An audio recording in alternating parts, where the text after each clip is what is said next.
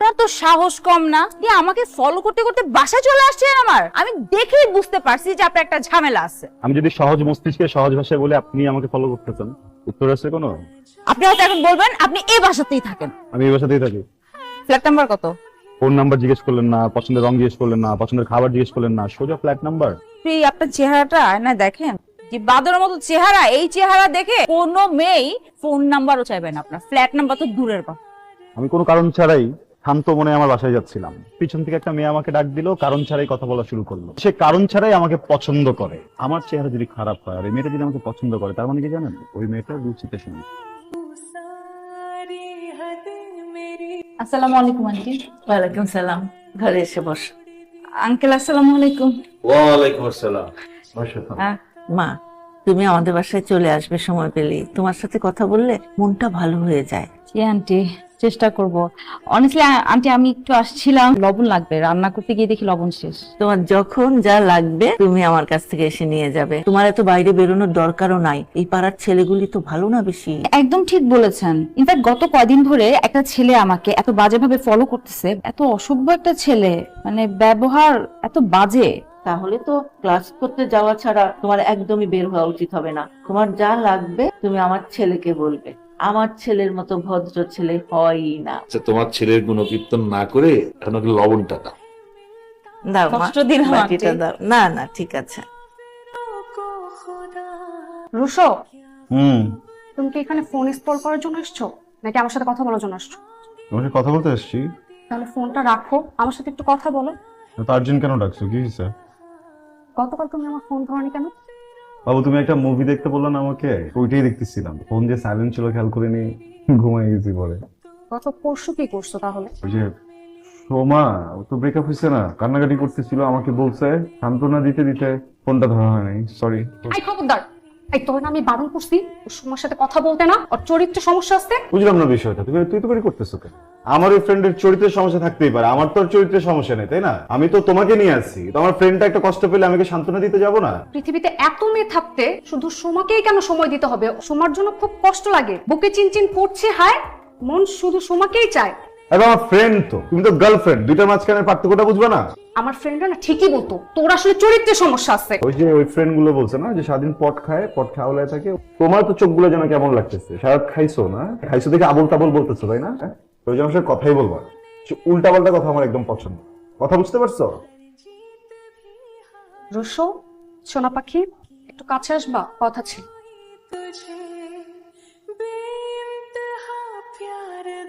Breakup. এই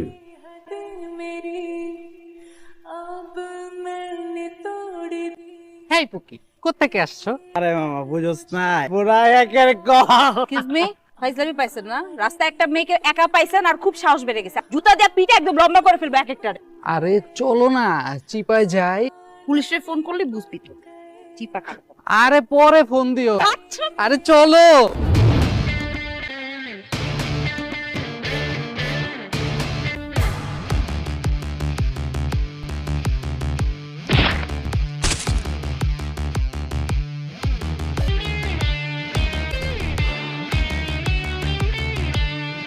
এই hey Rusho, thank you so much. তবে প্রশংসা নিতে পারি না, হজম হয় না।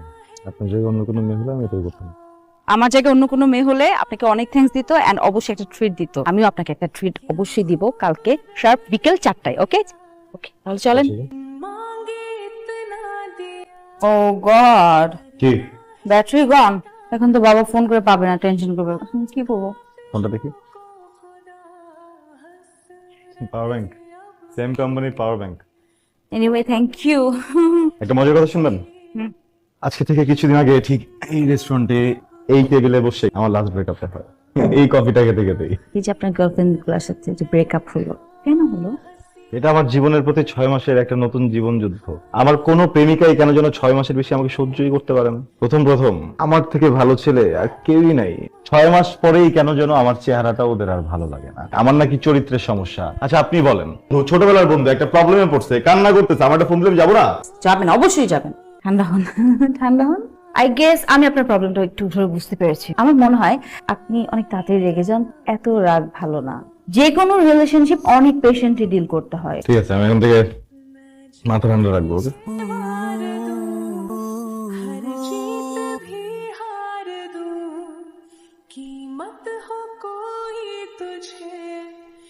হ্যালো, কি করছেন? এই তো একটু পড়ছিলাম। আপনি কি করছেন? ফ্রেন্ডের সাথে আড্ডা দিলাম, বাসায় আসলাম। কালকে কি করছেন? কেন? কালকে বেরোই, ফুচকা খাই। কালকে কি কোনো স্পেশাল ডে? ফ্রি আছেন কিনা সেটা বলো। ধরেন ফ্রি আছি। তাহলে বের হই। ওকে। রাইসা, বাবা, তুমি এত রাতে কার সাথে কথা বলছিলে? বাবা কই না তো, মানে কার সাথে না। চুপ করো, একদম মিথ্যা কথা বলবে না। তোমার রাত করে বাড়িতে ফেরা, পড়াশোনা না করে ফিসফিস করে কথা বলা, আমি কিন্তু বুঝতে পারি তুমি কোন পথে হাঁটছো। আমি মিথ্যে বলবে না, আর কথা বলতে আমি তোমাকে বারণ করেছি। তুমি যে পথে হাঁটছো না, এইভাবে যদি তুমি চলতে থাকো, আমি কিন্তু অতি দ্রুত তোমার বিয়ে দেওয়ার ব্যবস্থা করব। বসো, পড়তে বসো, বসো। দোস্ত, তোর কি হয়েছে বলতো? আর আমরাও বা কার জন্য অপেক্ষা করতেছি? সব বুঝতে পারবি, একটু ওয়েট কর। গত 1 ঘন্টার উপরে দেখতেই আছি, কি দেখবো দোস্ত?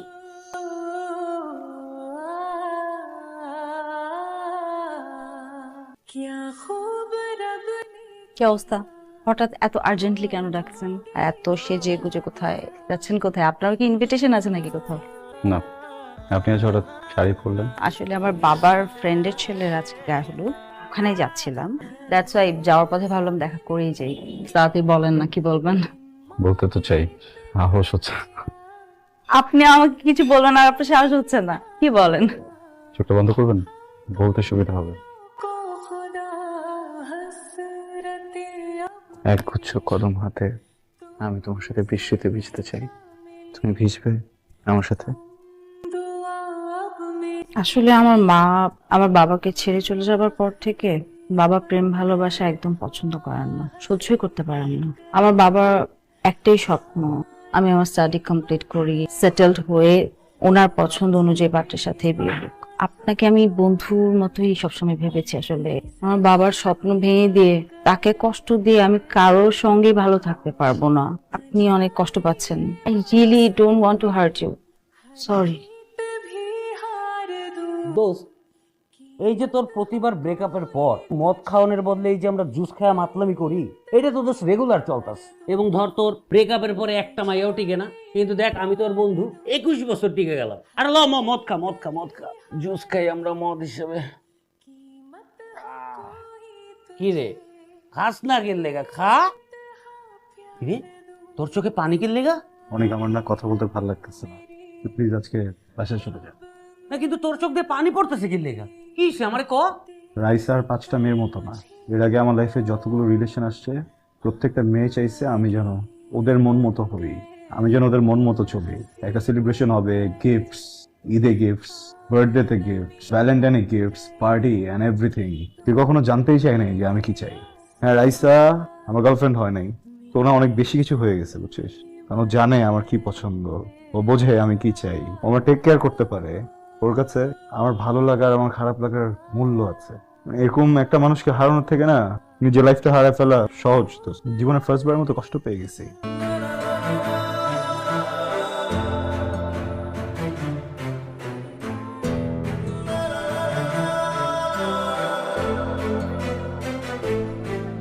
আজ বিকেলে একটু বাজারে যেতে হবে, মাছ মাংস কিছুই নাই ঘরে। তোর ছেলের কি হয়েছে? কিছু বলবি? আয় এদিকে আয়। বল, কি বলবি? বাবা, আমি বিয়ে করতে চাই। বিয়ে করতে চাস? তুই তো আমার প্রেসের ব্যবসার কিছুই বুঝিস না। আমি যদি এখন মারা যাই, তাহলে তোরা কিভাবে খেয়ে পরে বেঁচে থাকবি সেটা তো ঠিক নেই। বিয়ে করে যে মেয়েটাকে আনবি, তার ভরণ পোষণ কিভাবে দিবি? বাবা, আমি এত কিছু তো জানতে চাইনি, তাই না? সিম্পল একটা কথা বলেছি, আমি বিয়ে করতে চাই। করুক না বিয়ে, ওর তো বিয়ের বয়স হয়েছে। বাবা, তোর কোনো মেয়ে পছন্দ আছে? চলো ছেলের কথা, বিয়ের জন্য পাগল হয়েছে কিন্তু মেয়েই পছন্দ নেই। অবশ্য তোর মতো স্বর্ণ ছড়া হাতে কোন মেয়ের বাবা তার মেয়েকে তুলে দেবে আমাকে একটু বল। সিরিয়াসলি একটা কথা বলছি। আমিও তো সিরিয়াসলি বলছি, সিরিয়াসলি মেয়েটা কই? আমার একটা মেয়ে পছন্দ আছে, তোরও পছন্দ হবে। তুমি ওর মেয়ের বাবার সাথে একটু কথা বলে দেখো না। তোমাদের যে মেয়েকে ভালো লাগে তোমরা কথা বলো, আমার কোনো প্রবলেম নেই। বিয়েটা যদি 2 দিনের ভিতর না হয় খুব খারাপ হয়ে যাবে। বাপের মুখের উপরে বিয়ের কথা বলিস, তো কি ঘৃণা লজ্জা বলে কিছু নেই? আর আমরা তো ওর জন্য মেয়ে খুঁজতেছি। ও বিয়ে করলে অসুবিধাটা কোথায়? বিয়ে করুক, দেখবে তোমার সব ব্যবসাপাতি বুঝে নিয়েছে। কিন্তু তুমি যে মেয়েটাকে পছন্দ করেছো তার বাবাকে তোমার ছেলের কাছে ওই মেয়েকে দেবে? ওর বাবা তো ওকে দুই চোখে দেখতে পারে না, রাস্তাঘাটে যখনই দেখা হয় ওর নামে বিচার দেয়। তুমি ওর বাবাকে যেভাবেই হোক রাজি করাবে, আর আমার ছেলের যদি খারাপ কিছু হয় না, আমি তোমাকে দায়ী করব। হ্যালো, কে? অনেক ভাইয়া, আমি রাইসা। জি বলেন, একটা হেল্প করতে পারবেন? কি হেল্প করতে পারি? আমি না রুশোকে রিচ করতে পারছি না, ও আমাকে সব জায়গা থেকে ব্লক করে দিয়েছে। আপনি কি একটু কাইন্ডলি ওকে বলবেন আমাকে একটা কল দিতে? দেখেন, আপনি রুশোকে অনেক কষ্ট দিয়েছেন। রুশো ঠিক করছে ও আর এই জীবনে কাউকে পছন্দ করবেন। ও সরাসরি বিয়ের সিদ্ধান্ত নিছে। আগামীকালকে ওর বিয়ে। আমি ওর বিয়ে নিয়ে খুব ঝামেলায় আছি। আপনি নিজের মতো করে বিয়েটা করে নিন, ঠিক আছে? ভালো থাকবেন।